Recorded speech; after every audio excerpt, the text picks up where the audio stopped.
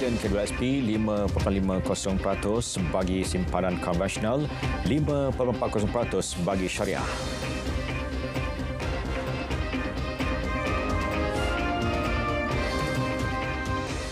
Assalamualaikum, salam Malaysia Madani, berita tengah hari bersama saya Muhammad Shah Musa. Kumpulan wang simpanan pekerja KWSP mengumumkan agihan dividen sebanyak 5.50% bagi simpanan konvensional dan 5.40% untuk simpanan syariah bagi tahun 2023. Agihan itu merupakan yang tertinggi mencecah 57.82 bilion ringgit secara kumulatif bagi kedua-dua simpanan yang memanfaatkan 16 juta pencarum.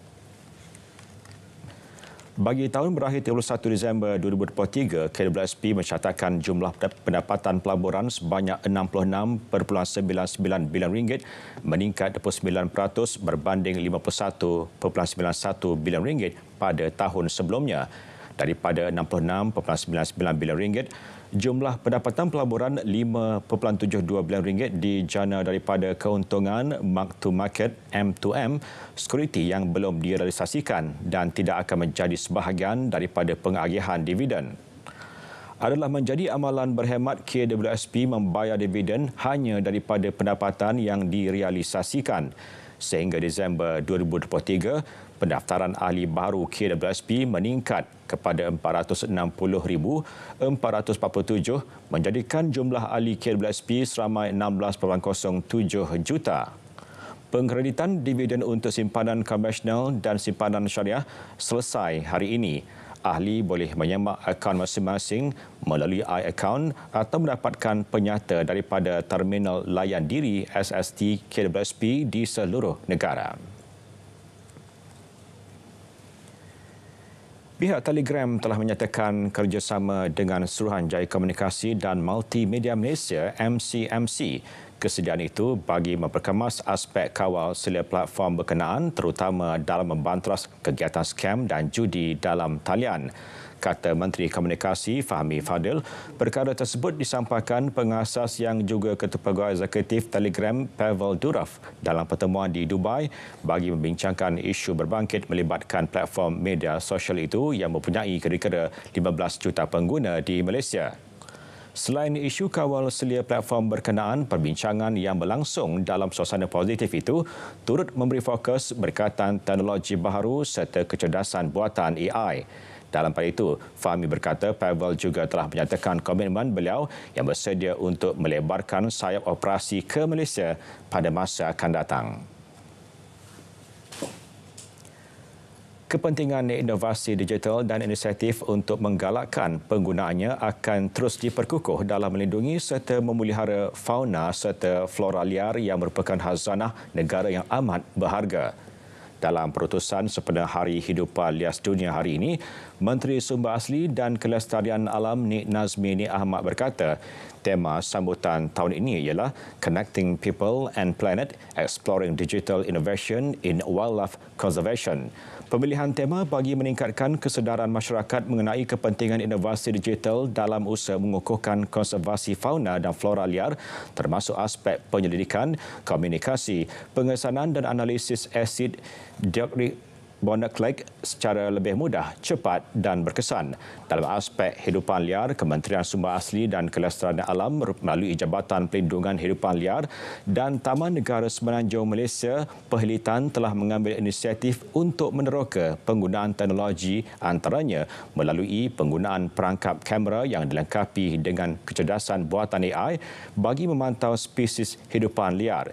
Selain itu, penggunaan pesawat tanpa pemandu UAV seperti drone untuk memantau kehadiran dan pergerakan hidupan liar dan penggunaan satelit bagi pembangunan sistem amaran awal. Keupayaan sektor keselamatan maritim di Sarawak akan terus diperkukuh. Menteri Dalam Negeri Datuk Seri Saifuddin Nasution Ismail menjelaskan usaha itu termasuk menempatkan aset-aset di zon ekonomi eksklusif seperti di luar pantai Bintulu. Jadi kenapa kita pilih aset ini di sini dan bukan di Bintulu buat masa ini? Okay? Tentunya apabila keupayaan aset kita tingkat tambah, jadi keperluan untuk meletakkan wilayah operasi itu di mana adalah sepenuhnya di atas syur dan perancangan strategi operasi oleh APMM. Beliau memaklumkan perkara itu selepas Majlis Penamaan Kapal Peronda Luar Pesisir OPV-1 di Kuching. Pengoperasian sulung kapal terbabit di perairan Sarawak berjaya mematahkan cubaan nelayan asing mencuri hasil laut di Tanjung Po, Kuching dan di Laut Mukah pada awal bulan ini dengan nilai rampasan berjumlah RM3 juta. OPV-1 dinamakan KM Tun Fatimah bagi menghargai jasa Serikandi Negara yang berjuang pada abad ke-16. Penglibatan badan bukan kerajaan NGO untuk sistem pangkalan data utama padu penting bagi membantu penduduk luar bandar mendaftar dalam sistem tersebut. Setiausaha Politik Menteri Ekonomi Cik Zam Hamzah berkata, kerjasama NGO dan Jabatan Perangkaan DOSM memudahkan penduduk luar bandar khususnya warga emas. Justru beliau berharap lebih ramai NGO berkolaborasi mempercepat urusan pendaftaran rakyat sebelum 31 Mac ini. NGO ya, untuk terus bergerak, bukan hanya kaki tangan kerajaan ataupun ahli parlimen ataupun ADU, tapi orang ramai yang memberi inisiatif yang cukup baik. So ajak NGO seluruh Melaka lakukan perkara sama adalah perkara yang baik, dan saya juga akan harap NGO yang seluruh negara yang secara sukarela, dan insya-Allah DOSM dengan kaki tangan yang mereka ada akan membantu NGO di mana mereka diperlukan. Beliau berkata demikian selepas merasmikan program pendaftaran padu dan PK B40 di Falkra Ramuan Cina Kecil Alur Gajah. Lebih 3.6 juta warga negara telah mendaftar dalam sistem padu setakat 21 Februari lalu. Sementara itu, orang ramai yang menggunakan perkhidmatan ini memberi respon positif.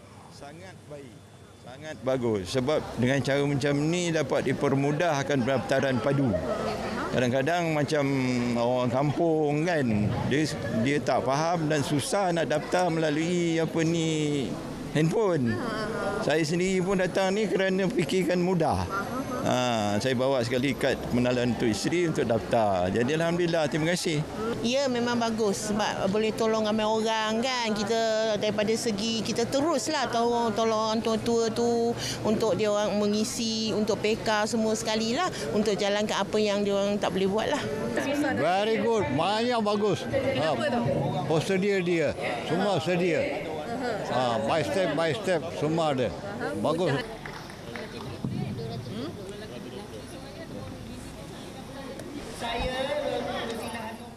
Sempena Pesta Angin Timur Pat Perlis 2024 di Kampung Lat Seribu, Tan Bun Tulang, Fama Perlis melaksanakan program jualan agro madani khusus buat pengunjung. Pengarah Fama Negeri Muhammad Anzara Azizan memaklumkan pihaknya menawarkan lebih 30 aktiviti serta barangan keperluan pada harga berpatutan kepada pengunjung. Ini termasuk beras putih tempatan sebanyak 1,200 kampit dengan pek 10 kg pada harga RM26. Selain 250 set kombo madani, terdiri ayam dan sayur bernilai RM10 serta 3 tan metrik buah tambikai pada RM3 sekilogram. Sehingga kini lebih 40 program jualan agro madani telah dilaksanakan Fama Perlis melibatkan 418 usahawan yang memberi manfaat kepada lebih 20,000 pengguna di Perlis. Program sebahagian daripada sasaran ditetapkan Fama Perlis iaitu 233 jualan agro madani sepanjang tahun ini melibatkan penyertaan 1,476 usahawan bimbingan Fama.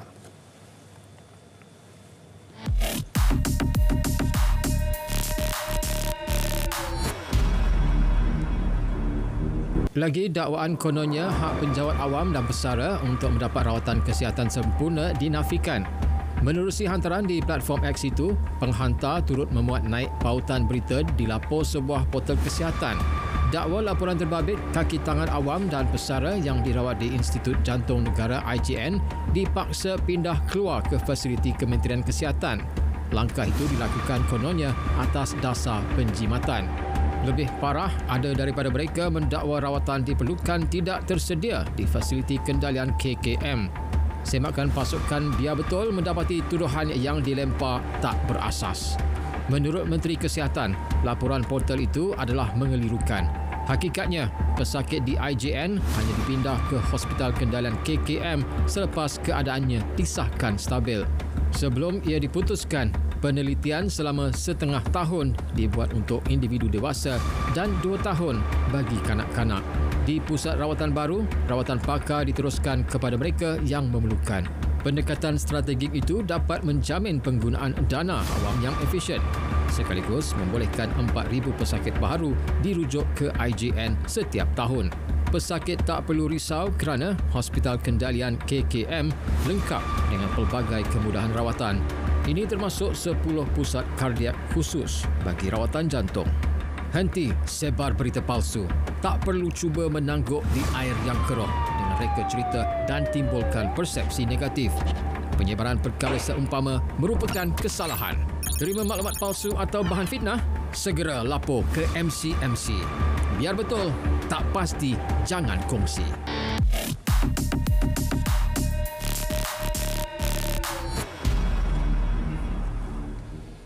Tiada jalan mudah untuk berjaya dan tiada jalan mudah untuk bahagia. Jadi buang tabiat tidak baik untuk berjaya dan bahagia. Buang perangai kita yang ingin mengambil hati orang. Buang gaya hidup buruk yang tak sihat.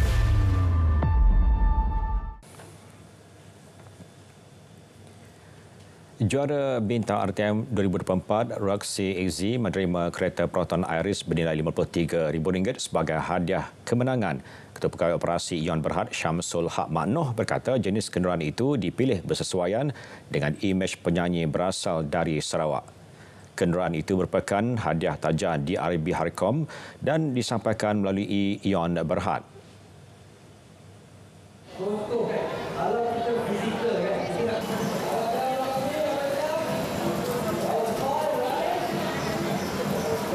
Kami amat berbangga dengan penyerahan ini kerana kami tahu dengan imej yang ada kepada Roxy itu sesuai dengan kereta dan sesuai kepada Ion yang sebenarnya, yang kami adalah company yang sangat proaktif dekat dengan rakyat dan kami juga berusaha untuk memberikan servis yang terbaik kepada customer-customer kami.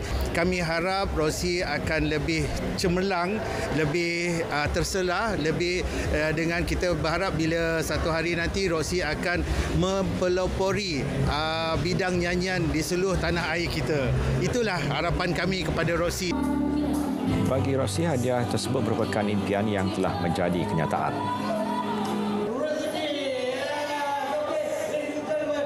Saya nak mengucapkan terima kasih kepada Ion Berhad sebab dah membuatkan mimpi saya menjadi kenyataan. Awal tahun ni memang Roxy plan nak beli kereta, tapi rezeki masuk bintang RTM, rezeki pula jadi juara, dapat kereta. Kenderaan ini telah diserahkan kepada Roxy semasa Karnival Ion dan Sahabat Autofest 2024 di Ion Glameri Shah Alam semalam. 152 penari cilik tunas kumpulan pemuzik dan penari tetap negeri Terengganu Suktera melakar nama dalam Malaysia Book of Record MBOR. Ini kerana penyertaan bilangan pelajar paling ramai dalam tarian gamelan Melayu.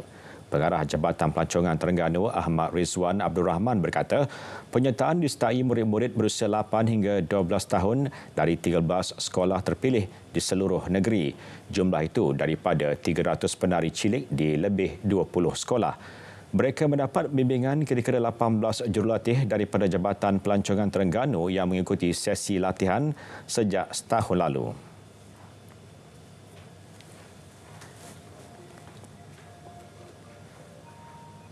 Jadi kita nak pastikan bahawa bukan saja kita dapat mengekalkan, tetapi kita boleh mengembangkan lagi. Mengembangkan lagi sama ada di peringkat negara kita maupun di seantero dunia sekalipun. Jadi kita nak memperkenalkan budaya kita ni. Jadi itu yang kita mengambil langkah yang sebenarnya lupa lah. Beliau berkata demikian selepas menerima sijil anugerah MBOR daripada wakil MBOR Nazrul Hafizi di Kuala Terengganu. Pada majlis itu, penari cilik tunas Suktera mempersembahkan tarian gamelan bertajuk Ketam Renjung selama lebih kurang 8 minit dengan diiringi 17 pemuzik.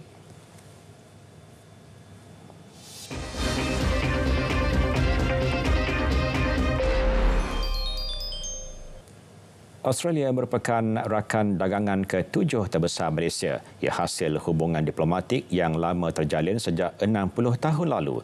Lawatan sulung Perdana Menteri ke Australia cukup signifikan ke arah pengukuhan kerjasama kedua-dua negara merangkumi pelbagai sektor. Laporan Syamimi Saripan dari Melbourne, Australia.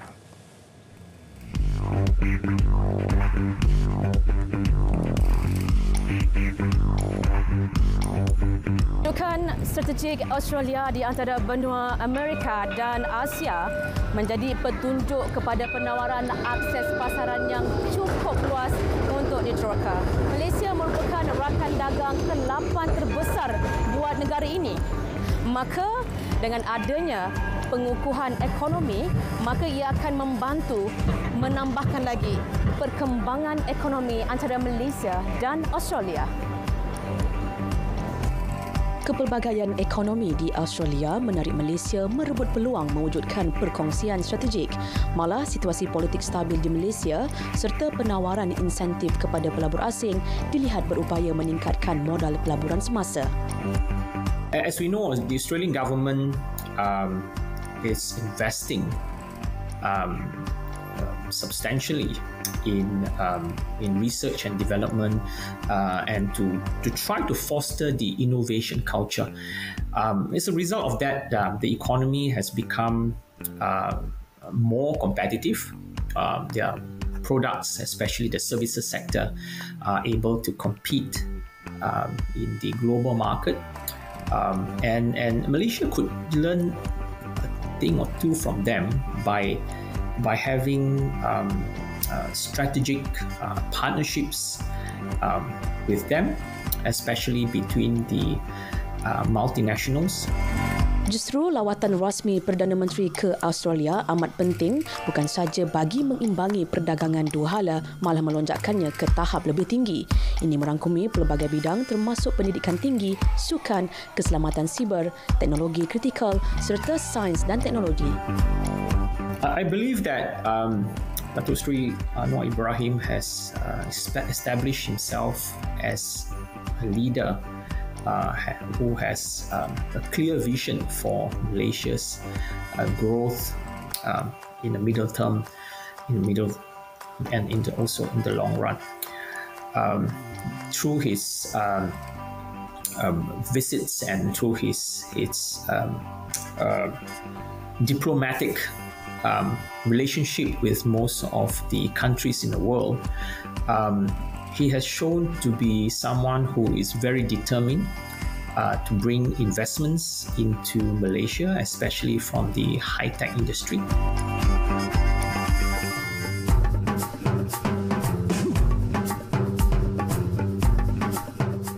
Kunjungan Perdana Menteri ke Australia pastinya akan membawa naratif baru kepada pertumbuhan ekonomi Malaysia. Dan kita sudah pasti, meskipun perkara ini akan mengambil masa, namun komitmen yang dizahirkan itu akan mencuri tumpuan dunia untuk sama-sama membantu memperkukuh dan mengembangkan ekonomi Malaysia. Syamimi Saripan, Melbourne, RTM.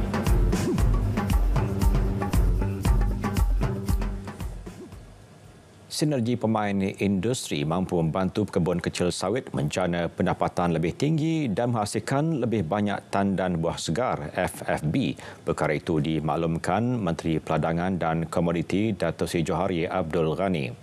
Secara perbandingan, daripada 1.5 juta hektar tanaman kelapa sawit diuruskan oleh pekebun kecil, hanya 8 sehingga 12 tan FFB sahaja dapat dihasilkan bagi 1 hektar tanah berbanding ladang besar yang mampu mengeluarkan hampir 20 hingga 28 tan FFB dalam keluasan yang sama. Industri ini juga perlu meneroka melangkaui penghasilan minyak sawit mentah MSM dan memberi tumpuan kepada fasa hiliran pemprosesan MSM yang mampu menjana pendapatan berlipat kali ganda. Sektor komoditi menyumbang sebanyak 5.2% kepada keluaran dalam negara kasar KDNK negara dengan nilai ekspor mencecah lebih 160 bilion ringgit setahun dan menghasilkan lebih 1 juta peluang pekerjaan.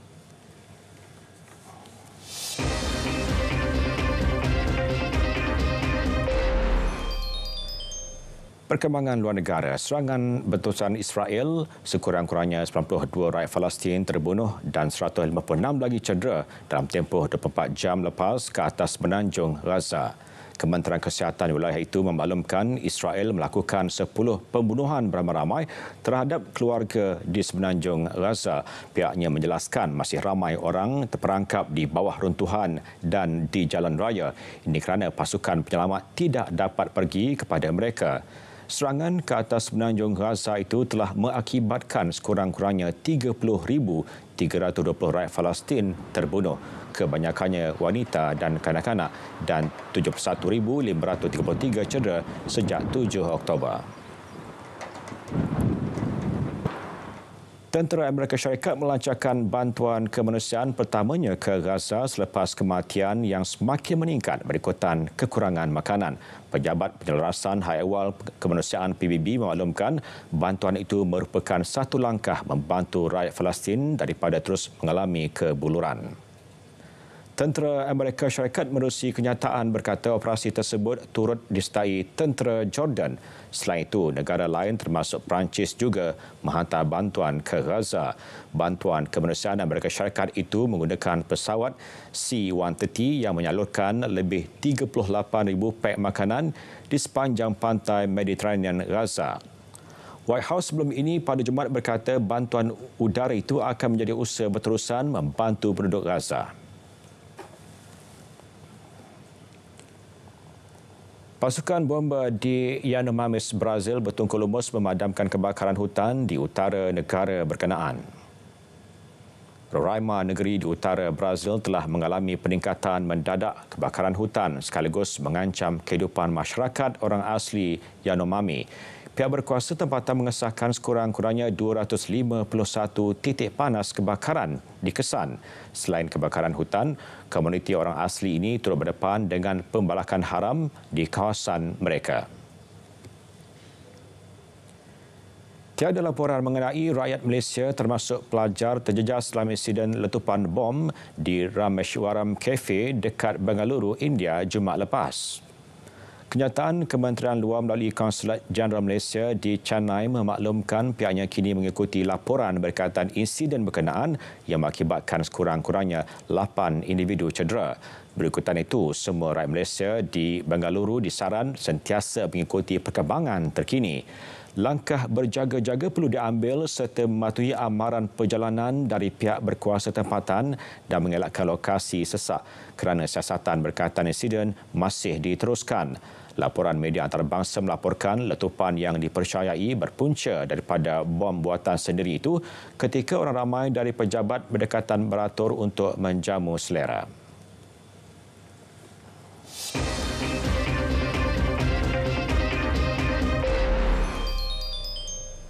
Beralih ke berita sukan, penerjun negara Bertrand Rudick-Lissus menamakan acara 10 meter platform lelaki di tempat ke-10 daripada 11 penerjun pada Piala Dunia Terjun 2024 di Montreal, Kanada.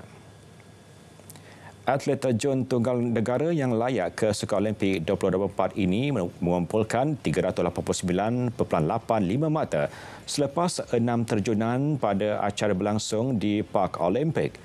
Penerjun China Yao Hang menjuarai acara dengan mengumpulkan 533 mata.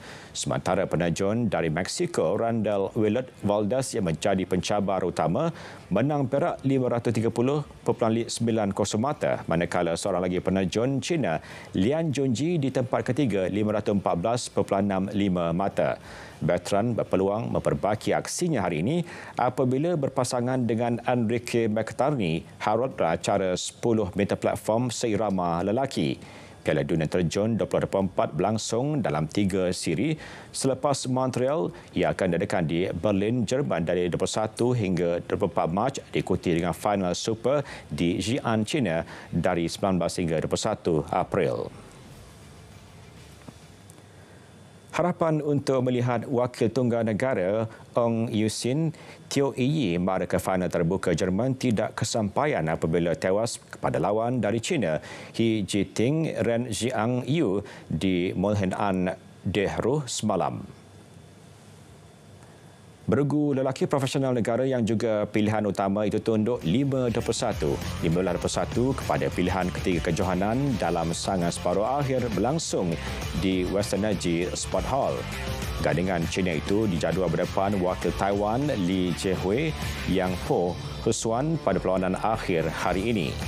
Terdahulu, wakil Taiwan itu berada ke final selepas mengetepikan Rasmus Fredrik Sogaard dari Denmark 22-20, 21-11. Kali terakhir Malaysia meraih gelaran terbuka Jerman pada edisi 2022 menerusi gandingan Goh Zifei Nur Izzudin Rumsani yang menewaskan beregu China Liu Yuchen Hu Juanyi 23-21, 16-21, 21-14. Jago berbasikal trek negara Dato' Muhammad Azizul Hasni Awang meraih pingat gangsa acara Kirin di Kejohanan Kebangsaan Trek Berbasikal Australia 2024 di Velodrome Anna Meares, Brisbane, Australia semalam.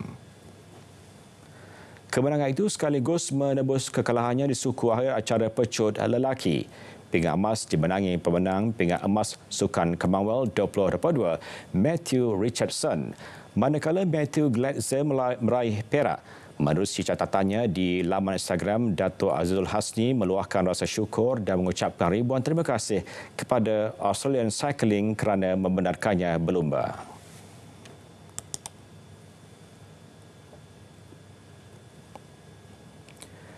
Program Fast Track mampu menjadi landasan terbaik kontingen Malaysia dalam misi meraih pingat emas pada Sukan Olimpik Los Angeles 2028. Inisiatif itu menjadi mekanisme terbaik skuad squash negara susulan 4 pemain squash negara tersenarai dalam program berkenaan. Antara pemain squash yang terlibat adalah Eng En Yau, S. Sivasanggari, Aifa Azman dan Aira Azman. Oleh itu, skuad squash negara komited untuk memberikan yang terbaik dengan sokongan yang akan diberikan oleh Majlis Sukan Negara.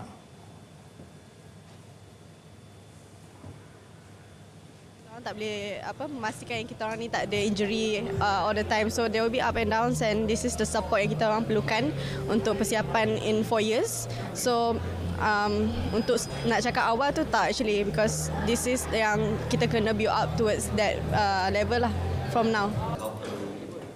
Sementara itu, pengarah kejurulatihan Persatuan Raket Squash Negara berkata para pemain harus bekerja keras dan berlatih bersungguh-sungguh bagi memastikan penampilan mereka di pentas Olimpik tidak dianggap sia-sia. If we want to get to LA 28 and win a medal, sekurang-kurangnya pemain kita mesti duduk di tanggal 10 ke atas. Pertama. In order to do that, you have to play PSA tournament and do well. To do well in PSA tournament, you have to train at that level. So all that has been put in our program and explained to RTG. Now RTG has to support wherever they can to get this program off the ground. Berita tengah hari berakhir di sini. Dari sungai ke segara, Palestin pasti merdeka. Assalamualaikum dan salam Malaysia Madani.